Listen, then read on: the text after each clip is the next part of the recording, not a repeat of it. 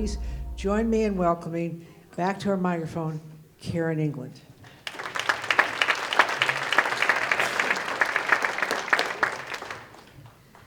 Thank you, Donna. I think this is my third time speaking at the conference, and I always feel the need to apologize that I'm from California. But in addition to California, I now live in Nevada, where I escaped California, but I have a heart for California and I have a heart for sex ed. So I'm now battling sex ed in 2 different states. And as they say in Las Vegas, and Donna kind of alluded to it, what happens in California doesn't stay in California.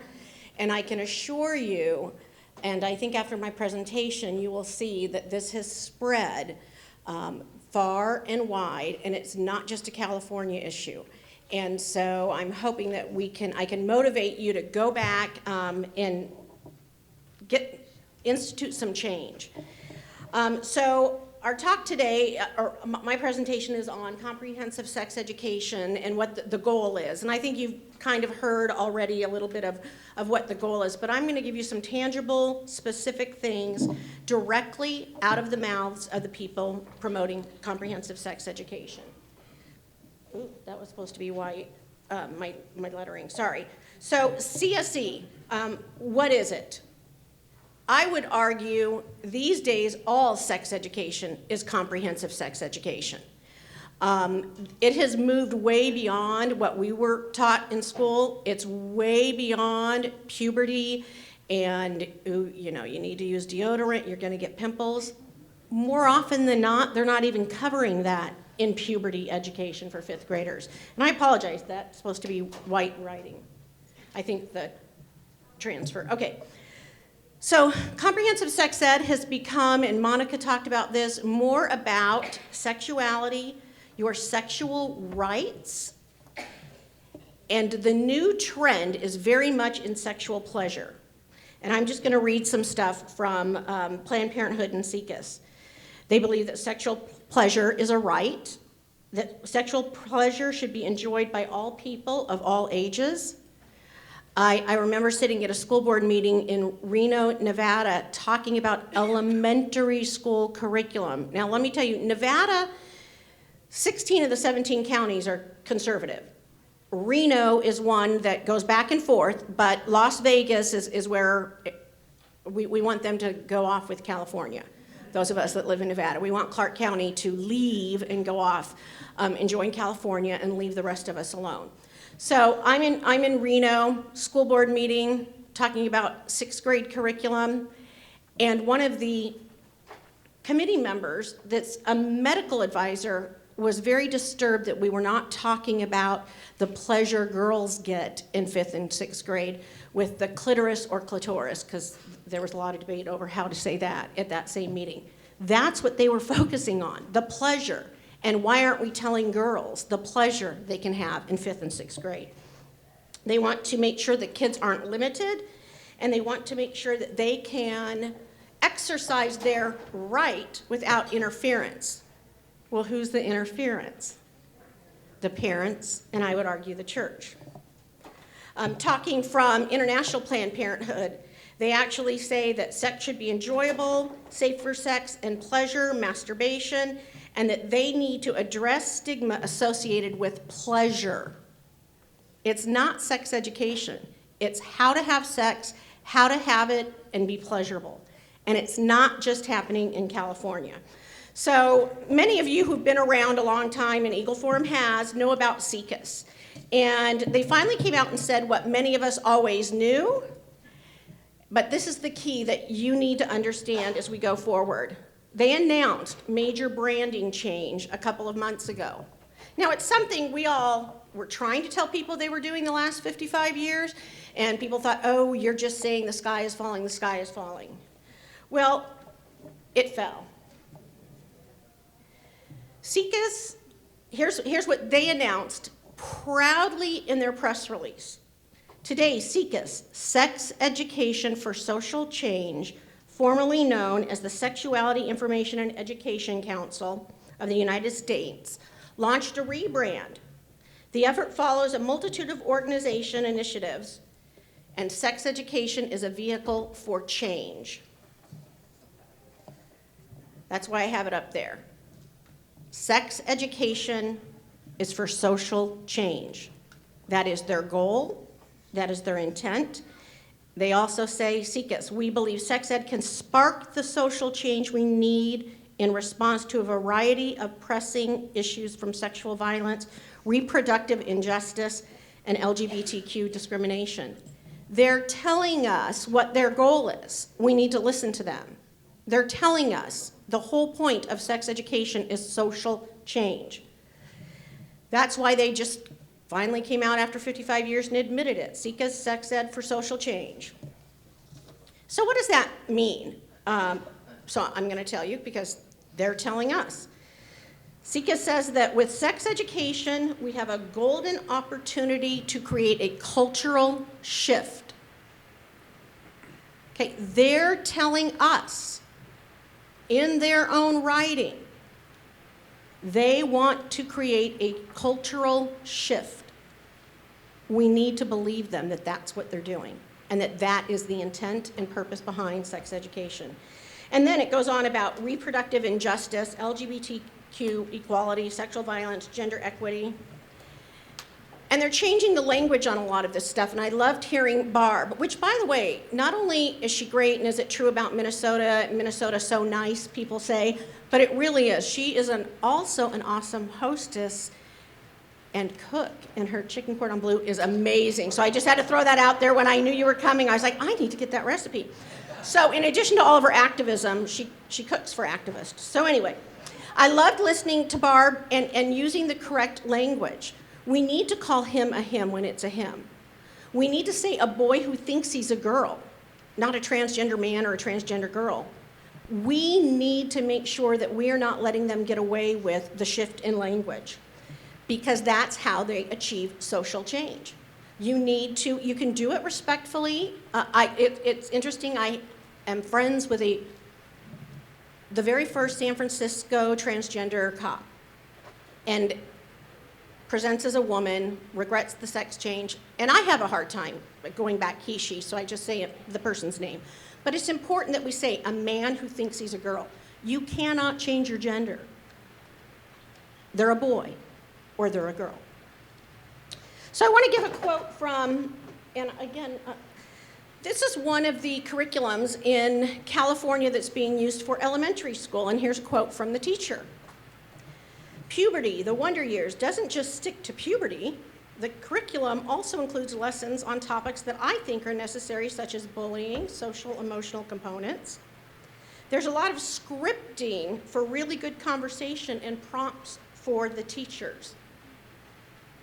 And I'm going to talk a little bit about that and how you can find out what's going on in your classroom, because you may look at the curriculum all you want, but the teacher's edition has all the scripting and the questions to get the organic conversations going, so when the parents complain, they can go, oh, well, Susie asked a question and I was just answering it. So how does social justice and sex education kind of go together? And I'm going to give you just one of the stories they give, and it's the story of Bo, or I should say the story of Bobby. And this is directly from the puberty education. So they tell a story of Bo, and Bo was kicked out of their family home when he was outed as gender nonconforming, because you know the Christians kick their kids out the minute they do something that we don't agree with. The school called Bo's parents when Bo asked the teachers to call him Bo instead of Bobby and use pronouns they, them, theirs. The parents said it was a sinful choice. Again, parents are the problem. A few weeks later, he's out on the street, then he's out of money, then he's doing survival sex, then he's in a shelter, then he's getting beat up, then he's being sexually harassed at school. And the reason this is happening is because they aren't teaching sex education in schools. Here's what their answer is as they tell this story to elementary school age kids. If the students at Bo's school had access to comprehensive sex ed, including topics of gender identity and sexual orientation, they'd be less judgmental. If Bo's family members, again, we're the obstacle, we're the problem. If we had access to information, we're stupid about the variety and uniqueness of sexuality that occurs, they, the family, would be more prepared and less frightened and more supportive of Bo. And then this goes to an important point. If community leaders, police, and lawmakers were educated about sexuality, they would work together in solidarity to create and enforce law, practices, policies that would embrace that. So the re-education of everyone, our parents, our church, our law enforcement. So SECUS ended their big reveal and announcement saying, hey, from now on, you will rarely see our name without our tagline, which is Sex Ed for Social Change. It's a promise. We are working toward a world where all people can experience and enjoy sexual reproductive freedom as they define it for themselves. By advancing sex ed for social change, we know that we can make the world a reality. You will not hear it because you will hear it whenever you hear their name because it's a promise. That's a commitment. That's a commitment to social change. So I found the quote from Maya Angelou, and this is so true. When someone shows you who they are, believe them the first time. Don't think that Planned Parenthood or SECUS or the health teacher in your community isn't doing this because she goes to your church. If they're affiliated with these organizations, they're doing it, they're proud of it, and they've made it clear that they will continue to do it. And their goal is social change. It is not our kids' health. There is no condom for the heart.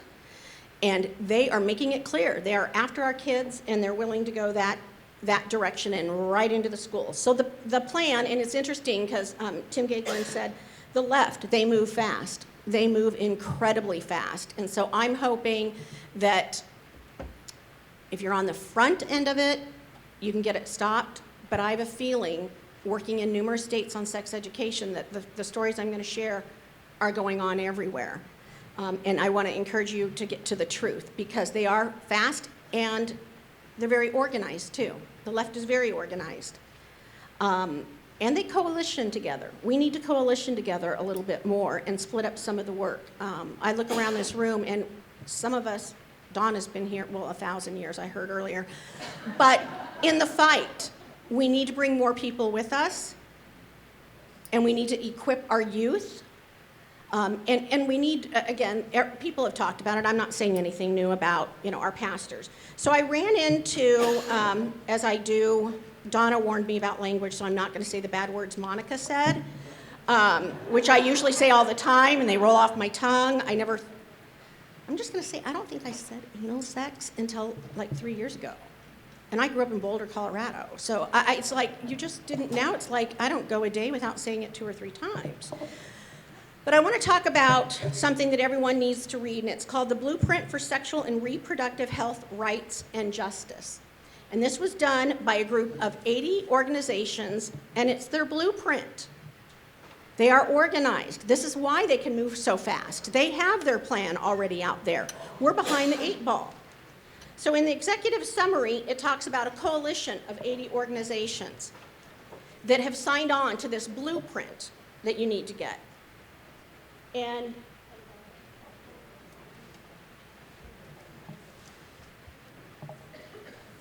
okay, that's okay, I'll tell you what it is. I'll tell you what they are. There are 80 organizations, but they're all the players. Advocates for Youth. It's interesting, they have American Atheists. What does that have to do with reproductive justice, or so-called reproductive justice? Catholics for Choice. Guttmacher. Gender Justice, which I want to talk to Minnesota about gender justice too. They're in Nevada as well. NARAL, National Abortion Federation. People for the American Way. Planned Parenthood of America, SECUS, Sierra Club, Center for Sexual Pleasure and Health. That's a fun website to go to. They have signed on to this blueprint. They have laid out the master plan of how to get to our kids. They say, as advocates for gender and equality in advancing reproductive health, rights, and justice, we know that our reproductive and sexual autonomy are the core of some of the most important decisions impacting our lives, our communities, and our families. The blueprint lays out how they are going to go into states and go in and change the laws on sex education. They're going to go in and work on the judiciary. They actually were so bold, and I sent this over to ADF because they say that they want to go after making sure there are no religious exemptions for anything regarding health, which we know that, but they write it, that is their goal, to make sure that judges and people they elect are going to ensure that our religious freedom is taken away and that we have no rights of conscience. They're upfront about it. So I want to talk about the deception and what's going on. Recently, I'm somewhat foolish, I did an open records request, FOIAs, on all 900 California school districts, and I don't know what I was thinking, and on the 17 school districts in Nevada. And we're about to release the information, and you can sign up for our email list if you want to. But what I'm here to tell you is the only way you're going to find out the truth about what's going on in your schools is with a FOIA. I cannot stress that enough, and same with libraries. I run across parents every day who say, well, I went and I met and I looked at the curriculum, and they will tell me this long story. They did what they think they're supposed to do. And then all I have to do is look up the FOIA. And it's like, no, they have a contract with Planned Parenthood, and they have since 2016. Do you know that memo of understanding with the contract with Planned Parenthood says that they will share all test questionnaire information data with Planned Parenthood? Did they tell you that when you went there? Did they tell you that this is going to be the big one that we break in a week or so? So you're hearing it here. I have a copy with on letterhead from the PTA contracting with Planned Parenthood to teach sex education to 5th graders and hide it in their budget under assemblies. And getting around FOIA requests, they think. So I had to redo my FOIA requests for additional information because the school just says, well, we're not teaching it. They're just like Satan, they're very crafty. So you need to go behind closed doors and find out what's going on in your school district. Releasing the information is the only way you're going to be able to really address the problem, is to find out and expose it. I mean, my PowerPoint's not working, so I'm gonna leave you with a quote that, well, before I do my quote, I would love to see and work with anyone that wants to join Capital Resource Institute in doing FOIAs on every single school district in this nation and exposing the corruption, the curriculum, the grooming, the ties, the money that Planned Parenthood, that the textbook makers are all making, this vicious cycle. Planned Parenthood may be closing clinics, but they're right in our schools, sending them to another clinic. And we're paying them with taxpayer funds federally, and we're paying them with school money. So I want to challenge you. The other side has made it clear who they are and what their intentions are. Who is going to stand between their blueprint and our kids? And as you see, it's societal change they want. So as many of us pull our kids out and homeschool, that's great, I advocate for that. Their aim is societal change. Who's going to stand in the way of their blueprint? Will you? Will you join with us?